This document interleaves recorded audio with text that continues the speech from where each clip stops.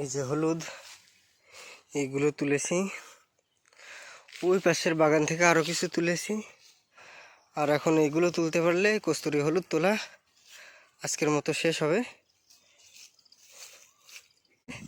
আমাদের হলুদ চাষের হলুদ না, আমরা এই যে বাগান বন জঙ্গল ঘুটে ঘুটে আপনাদের জন্য এই হলুদ আমরা খুঁজে বের করে আমরা এগুলো তুলে, যে দেখেন এই যে হলুদ, এগুলো সব তোলা হলুদ তুলে আমি এবারে গাছ আবার লাগাই দিছি, যেন প্রাকৃতিক সৌন্দর্যটাও বজায় থাকে এবং পরবর্তীতে যেন পাওয়া যায়, যেন প্রকৃতির ক্ষতি না হয়।